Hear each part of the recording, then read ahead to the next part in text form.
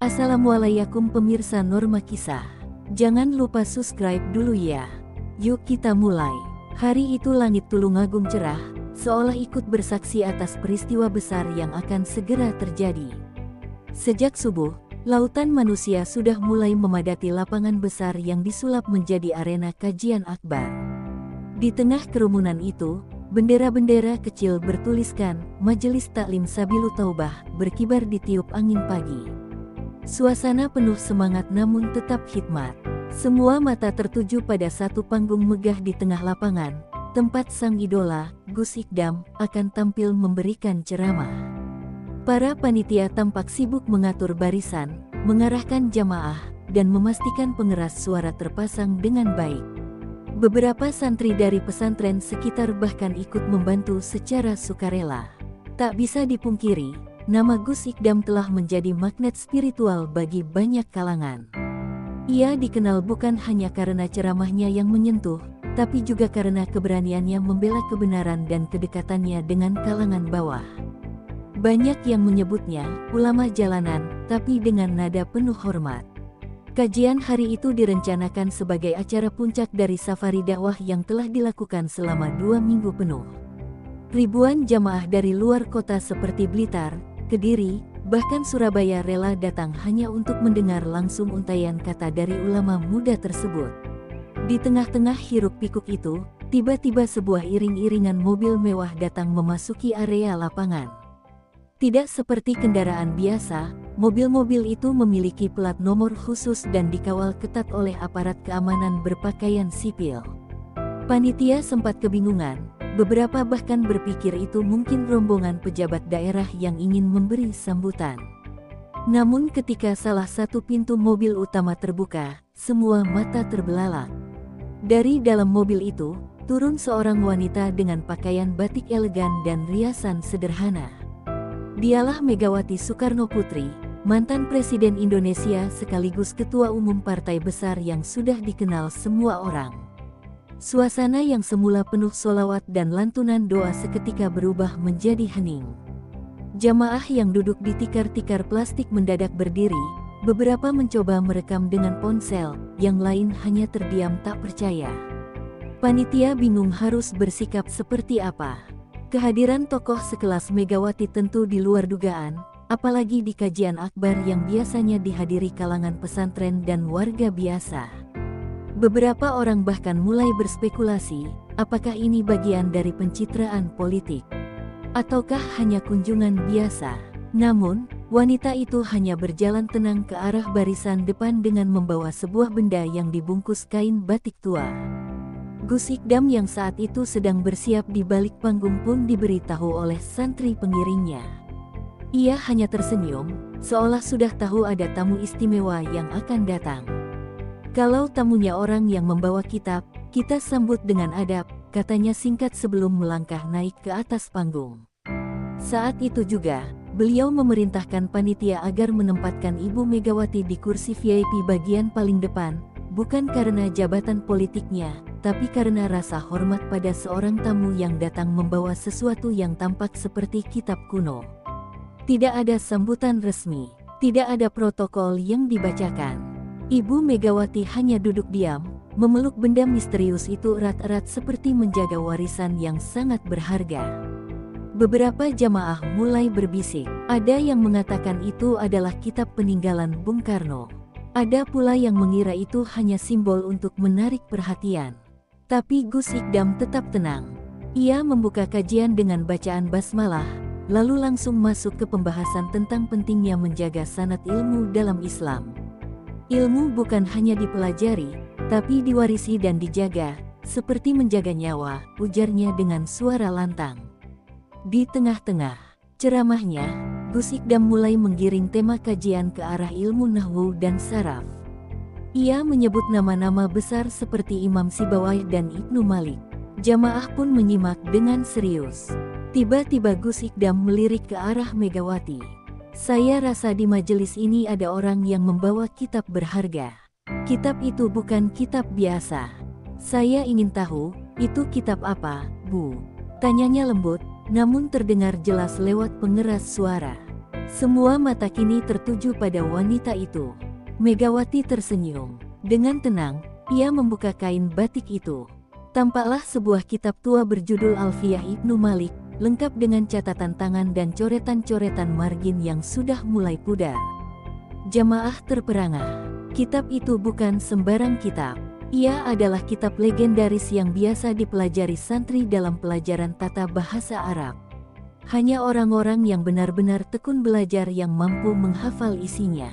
"Ini kitab ayah saya hafal sejak muda," ucapnya lirih. Tapi karena mikrofon berada dekat, suaranya terdengar jelas dan membuat suasana hening seketika. Keheningan itu bukan tanpa sebab. Tidak ada yang menyangka, seorang tokoh politik nasional yang dikenal dengan perannya di dunia sekuler, tiba-tiba mengaku menghafal kitab klasik pesantren. Bahkan para santri yang duduk di barisan depan hanya bisa saling pandang tak percaya. Sebagian mulai menitikkan air mata. Gus Ikdam sendiri sempat terdiam beberapa detik, sebelum akhirnya tertawa kecil.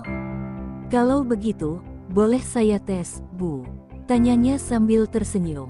Megawati mengangguk pelan, menunjukkan kesiapan tanpa sedikit pun rasa takut atau gentar. Saat itu, suasana kajian berubah drastis. Dari sebuah pengajian umum, kini suasananya seperti sidang ilmu antara dua orang alim. Semua jamaah menahan napas. Tak ada yang berani bicara. Kamera-kamera ponsel mulai merekam. Panitia menegaskan kepada semua jamaah agar tetap tenang dan menjaga adab majelis. Sebab yang akan terjadi bukan sekadar tanya jawab, tapi mungkin menjadi sejarah baru dalam dunia pesantren dan pertemuan tokoh bangsa. Langit mulai berubah warna ketika matahari condong ke barat. Embusan angin membawa aroma tanah dan keringat para jamaah yang masih bertahan duduk dengan khusyuk. Di atas panggung, Gus Ikdam menatap tamunya dengan penuh rasa hormat. Wajahnya tetap tenang, namun mata dan hatinya tak bisa menyembunyikan rasa penasaran. Tidak setiap hari seorang mantan presiden hadir ke majelis ilmu, apalagi mengaku menghafal Alfiyah Ibnu Malik, kitab nahwu yang bahkan para santri sepuh pun butuh waktu bertahun-tahun untuk menghafalnya. Para santri di barisan depan mencatat setiap kata, sementara jamaah umum terpaku seperti sedang menonton peristiwa langka. Megawati dengan tenang membuka kitab usang itu dan menyerahkannya ke tangan Gus Ikdam. Ia tidak bicara banyak, hanya berkata, "Saya ingin diuji. Saya ingin menunjukkan bahwa warisan keilmuan itu tidak mati, bahkan dalam tubuh yang dianggap sekuler." Kalimat itu seperti petir yang menyambar langit senja. Gus Ikdam memandangi kitab itu sejenak, lalu membalik beberapa halaman, melihat catatan kecil di margin yang ternyata tulisan tangan Bung Karno. "Masya Allah, tulisan tangan beliau masih utuh," ucapnya lirih. Jamaah mulai menangis, bukan karena politik, tapi karena rasa haru melihat semangat menjaga ilmu di tengah zaman yang penuh kebisingan. Kemudian, tanpa banyak basa-basi, Gus Ikdam menantang Megawati untuk melanjutkan bait dari salah satu bagian yang ia pilih secara acak. Ia membaca penggalan awal, "Wa yarfaul khabaru alawiyatil mubtada," dan langsung berhenti. Semua orang menahan napas. Suara kendaraan, langkah kaki, bahkan gemerisik dedaunan seolah hilang. Megawati menunduk sejenak, memejamkan mata, lalu membuka suara dengan lantang, melanjutkan bait dengan irama khas Alfiyah, "Ka Zaidinin Fika. Men indahu fatlu nada." Suaranya bergetar namun jelas, menunjukkan bahwa ia tidak sedang pura-pura. Gus Ikdam mengangguk perlahan, tanda ia mengakui hafalannya. Tanpa menunggu, Gus Ikdam kembali mengetes bagian lain, kali ini dari bab i'rab fi'il mudhari. "Wa kullu fi'lin mudhari'in," ia melafalkan setengahnya saja. Megawati dengan tenang menjawab, "Rafa'u wadamatu fi'lin yaktamidu ala mudhari'in au yaktamidu ala isminin wa fi'lin katyan tamidu." Suasana pecah oleh takbir. Jamaah bangkit berdiri, beberapa bahkan menangis histeris. Bagi sebagian orang, Alfiyah hanyalah kitab gramatika Arab, tapi bagi santri, ia adalah mahkota ilmu, dan seorang perempuan di luar tradisi pesantren mampu melantunkannya dengan penuh percaya diri. Para kiai sepuh yang hadir di barisan belakang tampak saling pandang. Ada yang mengangguk, ada pula yang masih tak percaya. Mereka tahu, ini bukan permainan. Ini adalah ujian ilmu, dan Megawati menjawabnya dengan kemampuan yang tak main-main. Saya dulu diajari langsung oleh Ustadz Ali Masduki di Jogja.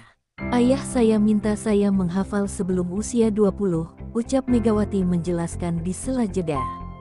Gus Ikdam hanya tertunduk. Maafkan kami yang menilai sebelum mengenal, ujarnya lirih. Ia lalu berdiri dan mempersilakan Megawati duduk di atas panggung bersamanya. Sesuatu yang jarang sekali dilakukan oleh Gus Ikdam. Di atas panggung, dua generasi dari dunia yang berbeda duduk berdampingan. Satu dengan jubah putih dan sorban, satu lagi dengan batik dan rambut yang mulai memutih. Tapi ada satu yang menyatukan mereka, ilmu. Gus Ikdam mengangkat mikrofon dan berkata, ilmu itu tidak mengenal partai, tidak mengenal kursi kekuasaan. Yang punya ilmu, layak dimuliakan. Jamaah kembali bertakbir. Seorang ibu-ibu di tengah kerumunan terdengar berdoa lirih, "Ya Allah, berilah pemimpin kami cinta ilmu."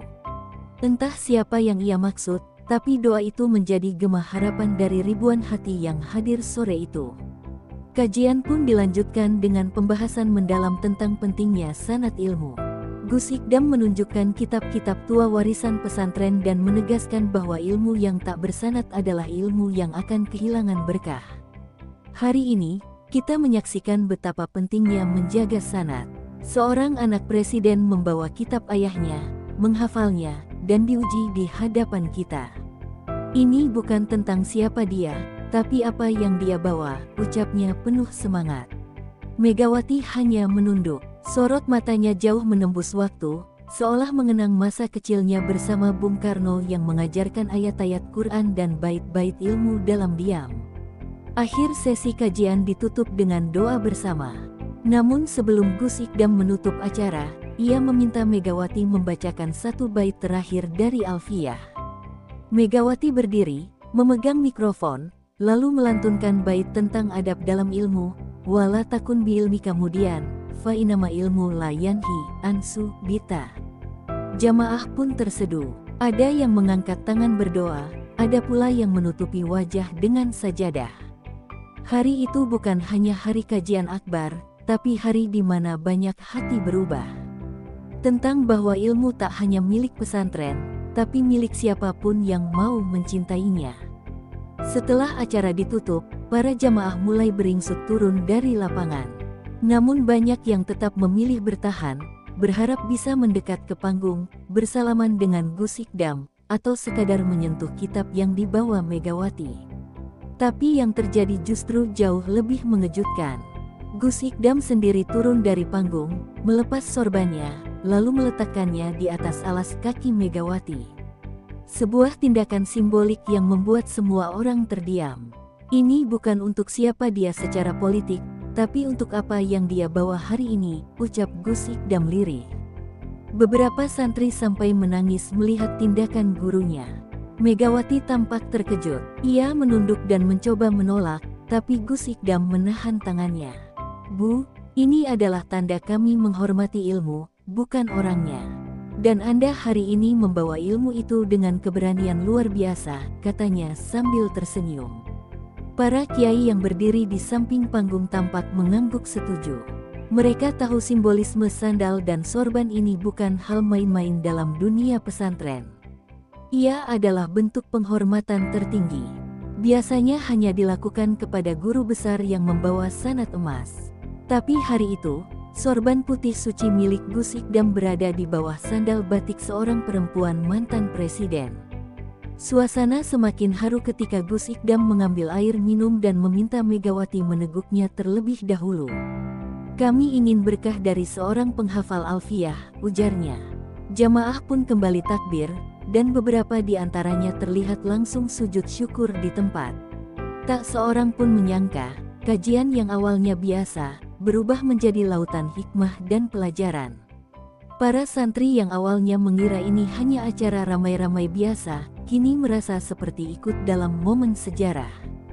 Banyak dari mereka yang malam itu menuliskan peristiwa itu dalam catatan harian atau surat untuk orang tuanya di kampung. Di antara kerumunan itu, ada seorang anak kecil yang duduk di atas bahu ayahnya. Matanya tak lepas dari panggung. Ia bertanya, "Ayah, apakah aku juga bisa seperti wanita itu?" Sang ayah mengusap kepala anaknya dan menjawab, "Kamu bisa jadi lebih dari itu, nak, asal kamu cinta ilmu dan tak sombong." Jawaban itu membuat anak kecil itu tersenyum, lalu ia mengambil buku tulis kecil dari sakunya dan menuliskan satu kalimat, "Hari ini aku jatuh cinta pada Alfiah." Sebelum Megawati meninggalkan tempat, ia sempat memeluk Gus Ikdam dan berkata, "Terima kasih sudah menguji saya.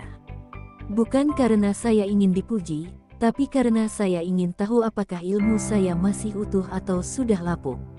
Gus Ikdam membalas, "Justru ibu membuat kami semua diuji hari ini, iman kami, adab kami, dan prasangka kami."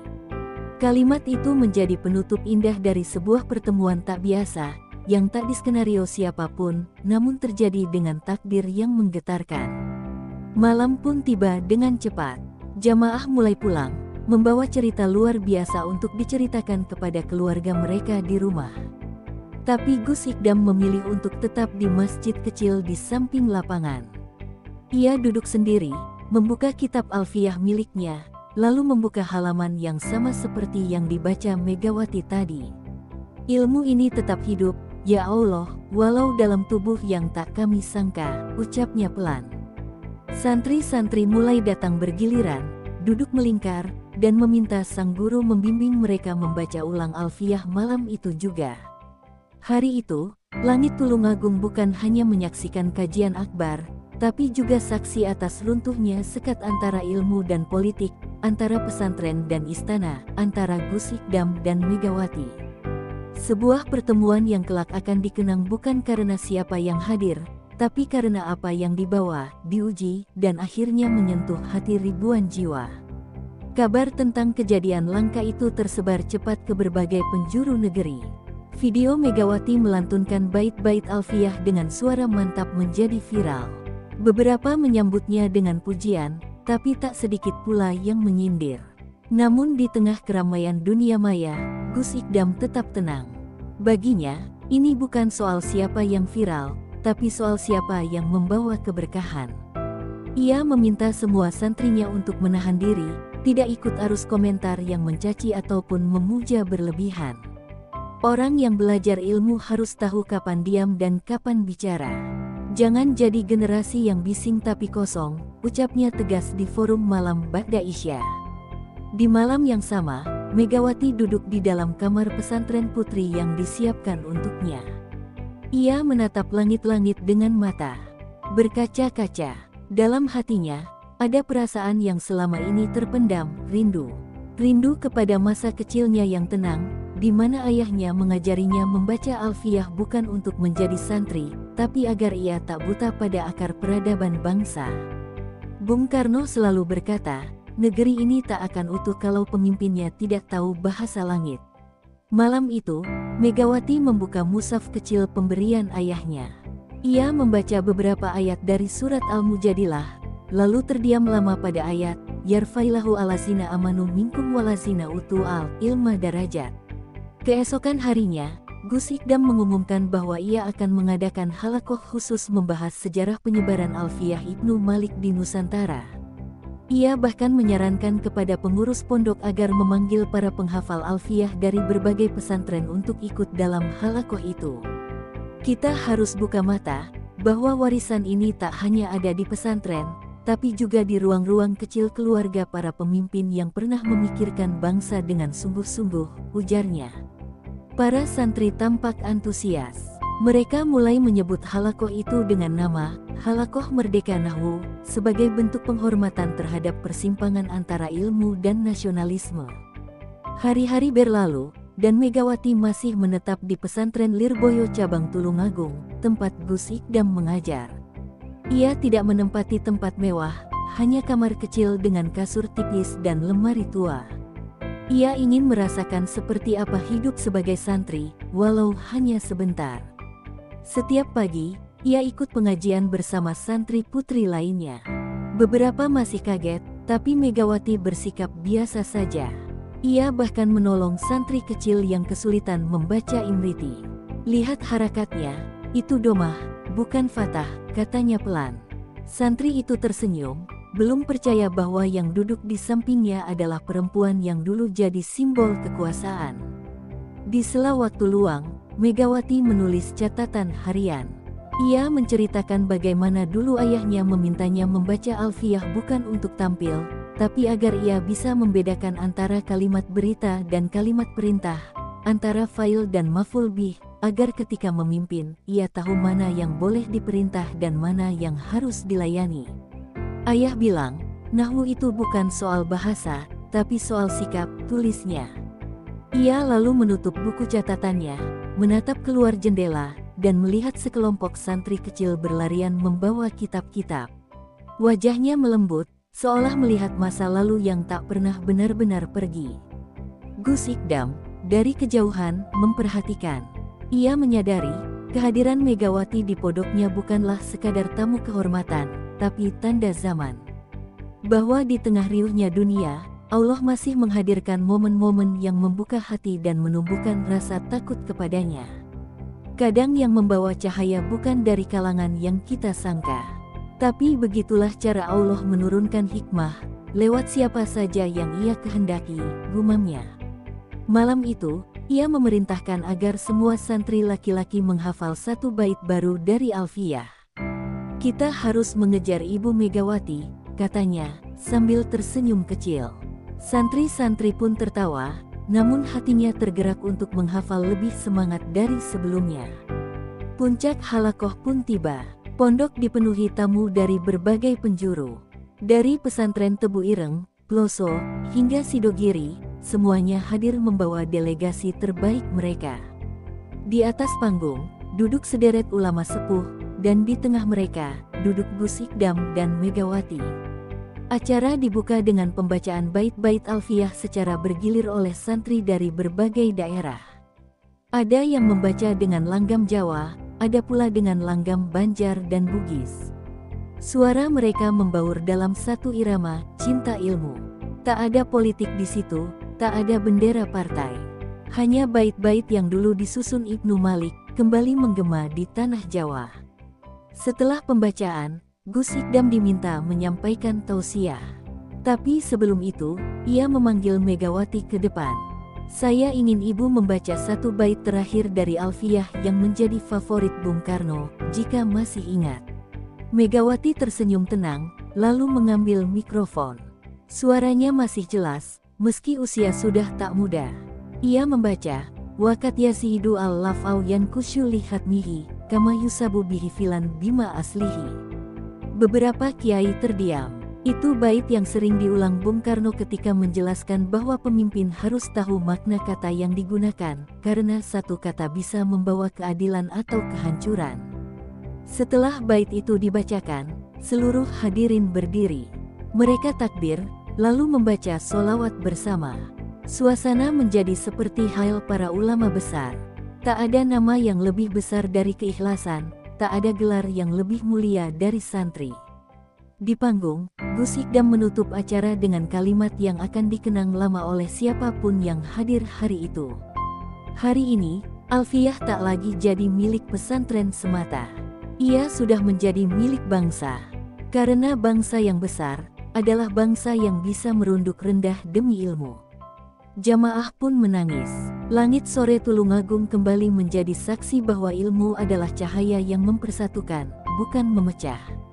Setelah halakoh besar itu, suasana pesantren masih menyisakan getaran haru. Santri-santri ramai membicarakan bait terakhir yang dibaca Megawati dan pesan Gus Ikdam yang menusuk kalbu. Di dapur pondok, para ibu nyai dan santri putri menyiapkan nasi berkat untuk dibagikan ke masyarakat sekitar. Di tengah hiruk-pikuk, Megawati justru ikut membantu membungkus lauk. Beberapa kali ia menata sambal dan tempe goreng ke dalam pincuk daun pisang, sambil bercanda dengan santri. "Dulu saya juga pernah bantu begini waktu ikut ibunda saya di Solo," katanya. Tak ada yang menyangka, di usia sepuh dan nama besar yang dibawanya, Megawati mau mencelupkan tangannya ke dalam kesederhanaan. Itulah yang membuat para santri makin menghormatinya. Sore harinya, Gus Ikdam mengajak Megawati berjalan menyusuri pematang sawah di belakang pondok. Langit mulai jingga. "Gus," kata Megawati pelan, "saya sudah lama ingin minta maaf pada umat, pada pesantren-pesantren, mungkin juga pada sejarah." Gus Ikdam menatapnya lembut, tidak buru-buru menjawab, "Ibu, selama orang masih mau belajar dan merendah pada ilmu, dia tak pernah benar-benar salah. Yang salah itu yang sok tahu tapi tak pernah ngaji." Megawati mengangguk. Mereka berjalan pelan, sesekali melewati santri yang memberi salam. Di ujung jalan, ada langgar kecil tua yang konon dulu pernah dipakai singgah Mbah Hashim Asy'ari. Di sana, Megawati meminta izin untuk salat maghrib. Tak ada pengawalan, hanya dia, langit senja, dan suara azan yang menggema dari kejauhan. Keesokan harinya, Gus Ikdam mengumumkan sebuah keputusan mengejutkan, akan dibuka kelas tahfiz alfiyah terbuka untuk umum, tak hanya santri. Siapapun, baik anak pejabat, petani, aktivis, atau jurnalis, bisa ikut. Yang penting niatnya lillah. Ia juga menugaskan tim media pesantren untuk menyiarkan pelajaran alfiyah secara daring, agar bisa diakses siapa saja di seluruh Indonesia. Ini zamannya kita sebarkan ilmu, bukan kita simpan untuk golongan tertentu. Biar alfiyah tak hanya jadi hafalan, tapi jadi jalan orang-orang untuk lebih paham makna hidup dan kepemimpinan, ucapnya. Keputusan itu disambut antusias. Bahkan beberapa tokoh nasional mulai mendaftar. Halaqah Akbar itu bukan hanya peristiwa satu hari, ia telah menyalakan obor perubahan dalam dunia keilmuan Islam di Nusantara. Tak butuh waktu lama hingga para tokoh nasional satu persatu mulai menyusul jejak Megawati. Beberapa mantan menteri, aktivis, bahkan pengusaha kondang diam-diam datang ke pesantren Gus Ikdam, bukan untuk seremoni, tapi benar-benar ingin belajar. Mereka duduk di saf belakang, mengenakan sarung dan peci, membawa kitab kecil dan pulpen, mencatat tiap bait yang dijelaskan Gus Ikdam. Tak ada sambutan megah, hanya secangkir teh dan roti tawar di pagi hari. Kalau ingin dihormati ilmu, rendahkan dirimu di hadapan guru, begitu tulisan yang terpampang di gerbang pondok. Dan aturan itu berlaku untuk siapapun. Gus Ikdam tak pernah membedakan antara pejabat atau pemulung. Yang menghormati ilmu, akan dihormati oleh waktu. Megawati sendiri menjadi simbol perubahan. Ia kerap disebut di beberapa diskusi publik sebagai sosok yang kembali kepada akar. Bahkan dalam satu wawancara di televisi nasional, ia menyebut, "Hari itu di pesantren Gus Ikdam, saya merasa seperti sedang menebus sesuatu yang tak bisa saya jelaskan dengan kata." Wawancara itu viral, mengundang rasa hormat dari banyak pihak. Bukan karena ia menjadi santri, tapi karena ia menunjukkan bahwa belajar tak mengenal usia, nama besar, atau jabatan. "Ilmu tidak mengenal masa lalu kita," ujar Gus Ikdam menanggapi. "Selama masih berniat belajar, semua orang punya kesempatan menjadi lebih baik." Kalimat itu menancap di hati ribuan orang yang selama ini merasa malu untuk mulai. Di tengah semua kemeriahan itu, Gus Ikdam tetap membumi. Ia masih turun langsung membagikan berkat, memeriksa kitab-kitab santri, dan menyapu halaman pondok setiap pagi Jumat. Ia tahu betul, popularitas itu mudah mengangkat, tapi bisa juga menyeret. Semakin tinggi orang mengangkatmu, semakin kau harus bersembunyi dalam ibadah, katanya kepada salah satu santri senior. Maka dari itu, Gus Ikdam memilih untuk tidak tampil berlebihan, bahkan menolak undangan ke luar negeri demi menjaga ruh pesantren. Biarlah dunia tahu pesantren lewat para santri, bukan lewat panggung-panggung. Dan pesantren itu pun terus tumbuh, bukan hanya jadi tempat ngaji, tapi jadi lentera peradaban, tempat orang-orang besar kembali belajar menjadi kecil. Di tengah rutinitas pondok yang kembali normal, sebuah surat datang dari istana. Bukan undangan, melainkan permohonan. Presiden terpilih yang baru ingin sowan ke Gus Ikdam dan ikut ngaji satu malam di pesantren. Para santri heboh, tapi Gus Ikdam hanya tersenyum ringan. Kalau beliau sungguh ingin ngaji, suruh saja datang tanpa rombongan besar. Cukup bawa hati yang bersih. Tanggal pun ditentukan. Malam itu, sang presiden datang dengan pakaian sederhana, hanya ditemani ajudan satu orang. Ia duduk di belakang, membuka kitab Alfiyah, dan ikut ngaji seperti santri lainnya. Tak ada sambutan resmi, hanya lantunan bait-bait nahwu dan komentar Gus Ikdam yang sesekali menyelipkan sindiran halus soal amanah, keadilan, dan pentingnya adab sebelum ilmu. Setelah ngaji usai, suasana masih sunyi ketika Presiden menghampiri Gus Ikdam secara pribadi. "Gus, saya ingin negeri ini tidak hanya maju secara teknologi, tapi juga secara ruhani," ucapnya. Gus Ikdam menatap tenang. "Maka mulai dari diri sendiri, Pak. Jadikan diri panutan dalam kesederhanaan, bukan simbol kekuasaan." Presiden mengangguk pelan. Ia lalu mencium tangan Gus Ikdam, sebuah pemandangan yang menggetarkan hati para santri. Dalam momen itu, kekuasaan dan keilmuan bertemu bukan untuk saling pamer, tapi untuk saling menguatkan. Dan dari situ, semakin jelas bagi semua, pesantren bukan menara gading yang terasing, tapi mercusuar yang menunjukkan arah, bahkan kepada mereka yang sedang memegang kemudi negeri. Hari-hari berikutnya, pesantren menjadi pusat rujukan banyak tokoh. Tak sedikit yang mulai mengadopsi program tahfiz alfiyah di institusi mereka. Beberapa kementerian bahkan mengirim utusan untuk belajar langsung metode ngaji Gus Ikdam. Tapi sang kiai muda tetap kalem. Ia tahu bahwa ilmu itu bukan dagangan untuk diperjualbelikan.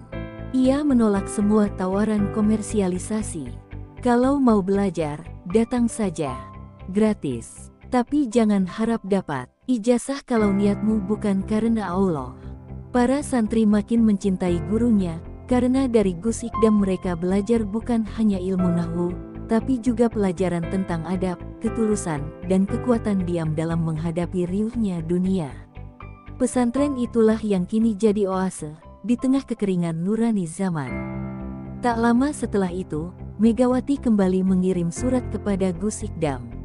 Kali ini bukan hanya ucapan terima kasih, melainkan ajakan. Ia mengusulkan agar dibuat halakoh besar lintas generasi, menggabungkan tokoh nasional, santri, akademisi, dan masyarakat umum untuk mendalami kembali pentingnya bahasa Arab dalam membentuk nalar berpikir bangsa. Gus Ikdam tidak langsung menjawab. Ia merenung beberapa hari, berdiskusi dengan para masyayikh dan santri senior. Lalu dengan tenang ia menyetujui, namun dengan satu syarat, acara ini tidak boleh ada panggung besar, tidak boleh ada standing banner wajah siapapun. Semua harus duduk di tikar yang sama. Karena di hadapan ilmu, semua sama. Acara yang diberi nama Halakoh Alfiyah Kebangsaan itu digelar di lapangan pesantren. Puluhan tokoh hadir, dari berbagai penjuru Indonesia. Bahkan beberapa tokoh luar negeri pun ikut bergabung secara daring. Megawati hadir lagi, kali ini membawa cucu-cucunya. Mereka duduk bersila di barisan santri, mendengarkan Gus Ikdam membedah bait ke-712 Alfiyah Ibnu Malik dengan gaya khasnya, lucu, pedas, tapi dalam.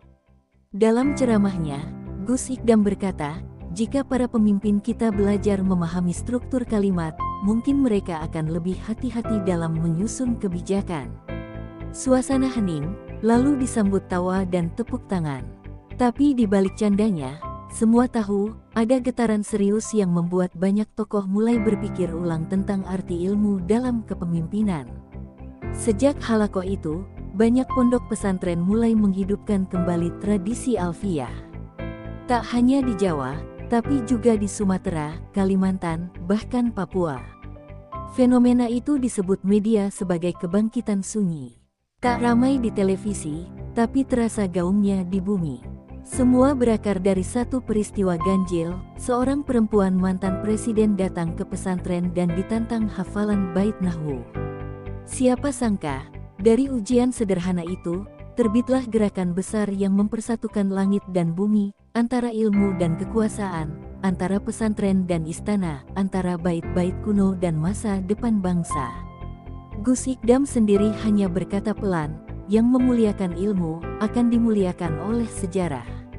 Bukan karena dirinya besar, tapi karena ia mau menjadi kecil di hadapan kebenaran.